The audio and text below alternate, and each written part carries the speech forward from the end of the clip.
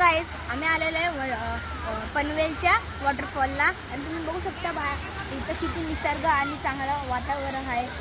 तुम्हाला आता मी 5 मिनिटातच सगळं दाखवतो.